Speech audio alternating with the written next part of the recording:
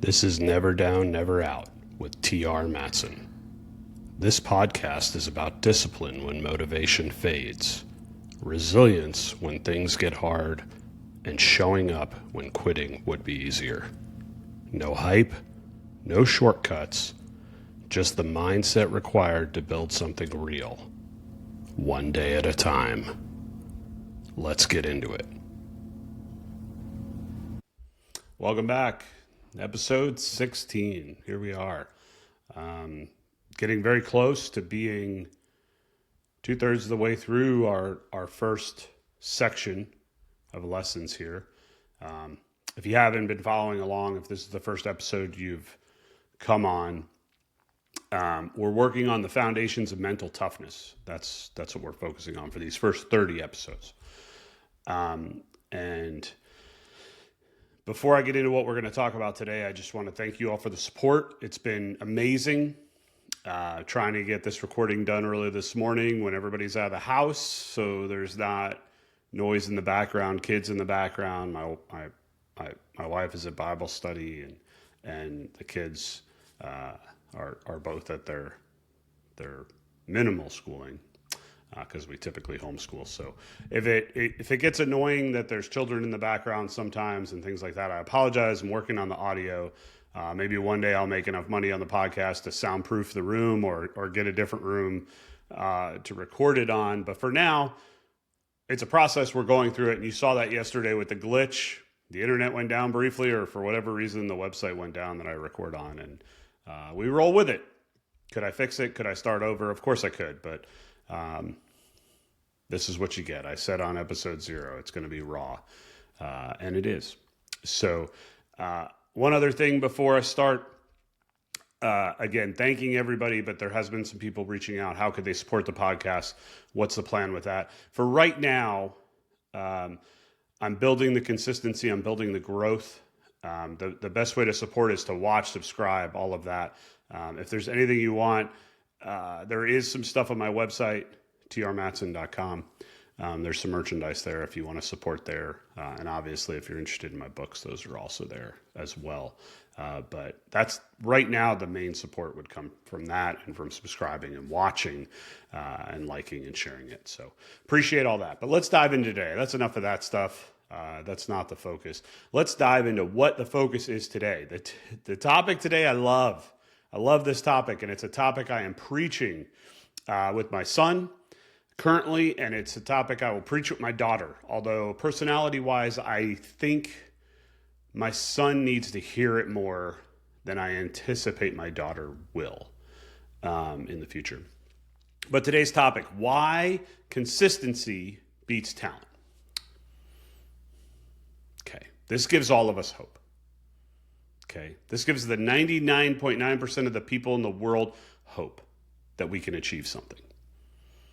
Because very few people are so naturally talented in something, in any given thing, that they can get away with not being consistent. They can get away with not doing the work. Very few people. I mean, it's a 1 in a million. Sure, I don't know. I'm making up statistics, right? But it's a 1 in a million that somebody has so much natural raw talent that they don't need to be consistent at it. And I'll be honest, unpopular fact, I don't even know if it's that good of a chance. Because what I've seen, both with myself, with the people close to me, with the people I've worked with, the people that truly find success, that truly are achieving their goals, don't just show up on game day. They don't just show up and walk in and shoot the shot or do the presentation or do the thing and knock it out of the park. They're the ones that show up before everybody else. They're the ones that stay later than everybody else. They're the ones grinding out day and day and day to get to where they need to be. So we could talk about my own personal experience. I would say, if I'm being honest with myself, I don't have any natural God-gifted talents. That's not to say that I haven't developed things. I've often been told I'm a pretty darn good storyteller. Probably get a lot of that from my father, but it always hasn't been the case. But other than that, I'm not naturally athletic. I'm not naturally smart. I'm not naturally good at flying airplanes. I'm not naturally good at writing. I'm not naturally good at anything. Certainly not naturally good at being a parent or a husband. But I feel like in all of those things, I have found various levels of success. Why? Because everything I just listed, being a husband, being a parent, being a pilot, being a writer, now being a podcaster, staying in shape, I have actively taken on, and I put all that on my plate, and I know that if I just consistently show up and do the work, I've got a chance to find success in every one of those things. I have worked in the Navy with people that were naturally good pilots. He's a good stick, they would say. She's a good stick. They seemed like they got it. What I can tell you is very few of them in the background weren't preparing and studying and working hard and putting in the hours. So on the outside, it seemed like it came easier to them, but in reality, what you weren't seeing was all the work they were doing in the background. It didn't come any easier. They were just working harder. And the ones that were naturally gifted pilots that didn't do the work, they weren't successful. There was a commander, a Navy captain, actually, that I worked for early on in my career. And his thing, and I'll steal it because it's beautiful, and my kids say it, I've said it before, is don't read your own press. Now, this goes back to the younger people that are listening. This goes back to the days of physical newspapers, not getting all our news from social media. It goes back to all of that. And what he was getting at is never ever, no matter what level of success you have, never ever take it for granted. Keep working. And the story of where this came is the first time he said to me, I'll never forget it. It was my LSO day on the Nimitz. I was supposed to not fly, but I ended up being put in a flight on one of the early launches because the pilot was sick. And I went out and I had a rare opportunity to come back with my LSO team on the platform, and I'm flying, and it's a beautiful, clear day. And in the Hawkeye, we did far more night landings than we did day landings. So it was a cool thing to be able to like, hey, I'm just going to pop out there and get a quick hour, 30-minute flight, come back, get a trap, and then I'll be back to doing my LSO duties for the day. And I flew, and I'll be honest with you, at my time in the squadron, in my point in the career, I flew a particularly good pass. It felt good. I got a good grade. It was a good day. And I remember for the next recovery, I grabbed my float coat and I was headed up to the platform, and I ran into CAG in the passageway. And he knew me because I was one of his LSOs, right? And while I didn't work directly for him, he knew me, he knew who I was. I read him his landings, right? And he said to me, I was like, hey, sir, did you see that? See that landing? I was pretty good, right? And he goes, I saw it. He goes, it was good. Don't read your own press. And it caught me. You know, there's those moments in life. And that was one of them. I was like, what? What was that, sir? And he's like, don't read your own press. And I was like, I'm not, but I don't get. And he goes, the back of that ship will kill you tomorrow if you let it. You had a good landing. Nice job. Move on. Keep working. And that stuck with me my whole career. It's probably one of the top 5 most profound things anybody's ever said to me. Don't read your own press. Wow. It doesn't matter how good you are at something. Because if you don't consistently put in the work and hone the craft, whatever it is, it doesn't matter if it's flying airplanes, writing, working on relationships, working on your physical fitness, studying for tests, working on classes, it doesn't matter. You could be the most God-gifted, talented in that field. If you don't put in the work and you don't hone your craft and you aren't consistent, you will eventually fall back. You will lose it. And there's always somebody out there that's working harder. There's always somebody out there that's putting in the extra effort, that's being more consistent. And they're coming. And I saw this in the military. I spoke previously about how I didn't get into the Naval Academy, and I often joke about how, I'm bitter. I'm not. I'm very happy with the path I went through. But I saw this from a friend who went to the Naval Academy. He was the golden boy, right? Upbringing, perfect. White picket fence, the whole 9 yards. High school athlete. Got an appointment to the Naval Academy. Got a flight school slot. Got jets. Flew fighters, right? And when the time came out, he did everything right in his career, and it was time to get on.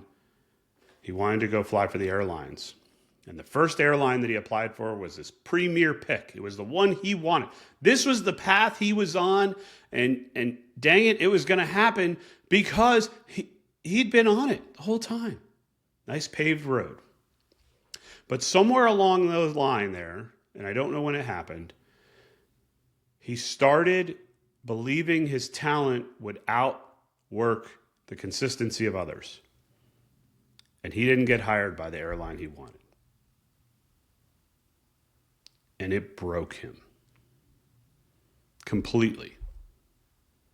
It was the first real setback in his life, and it happened in his 40s. It took him so much more effort to get back on his feet then than it should have. But he had never experienced it. We had a conversation about it years later, and I asked him, I go, what do you think? Maybe it just wasn't where you were supposed to be. You adapted, you work for an airline, you have a great family, you live in a great place, all that. He goes, do you remember our old CAG? And I was like, yeah. He goes, do you remember what he'd say? And I go, he said a lot. And he goes, do you remember what he said about reading your own press? And I just laughed. I go, do I? I think about it every day. And he goes, I started reading my own press. I thought that the talent I had that got me through high school and the academy and flight school and my career was good enough to just keep going here. And he goes, I didn't put in the consistent work. I didn't do the interview prep. I didn't do the application prep. I didn't do the things you should do to consistently set yourself up against your peers. And I failed. And he goes, I'll always think about that. And I go, but you're in a good place. He goes, yeah, I am. But where could I have been? And I saw the hurt in his eyes in that moment. This is somebody that if you plopped him into any part of society, the people around him would be in awe of the accomplishments. But in his own mind, he had regrets. Think about that. So if somebody with that level of achievement can can be that close to regrets. Every one of us can be. And the one thing he wish that he could go back and change, was consistently working and not stopping. I told that story to my son last baseball season.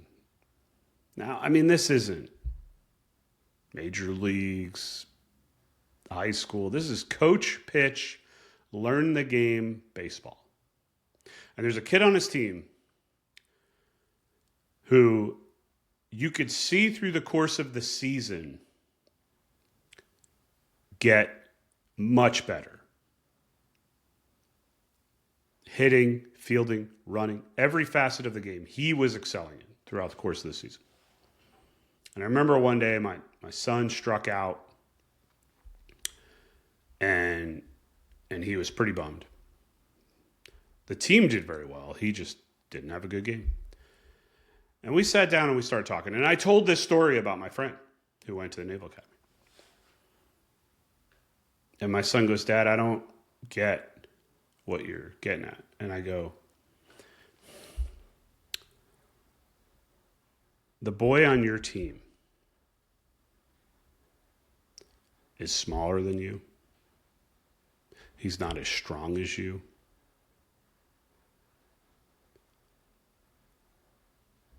Yet he's doing better." And he goes, "Yeah, he's great. He must just be really good." And I go, "He's not. He's put in the work." I go, "How often are you out in the front yard throwing the ball around? How often are you begging us to go to batting practice?" And he goes, "I'm not." And I go, "So then why would you expect to get better? You think you're just going to show up to the field and hit a home run? That's not how life works." And I think it turned on a little bit of a light bulb in his head. And that's why this topic of consistency beating talent is so important. So as you sit here today and you digest this, I again want to thank you for the support and thank you for listening. But ask yourself, are you showing up every day? Are you putting in the consistent work every day that it takes to get to where you want to go? Or are you just sitting back some days and reading your own press and banking on the talents that you have to hopefully be enough to take you to where you want to go? If you have a good, hard discussion with yourself, I think I know what the answer is going to be. But that's okay. Because tomorrow's episode is going to build on this topic. Thank you for tuning in. We'll talk soon.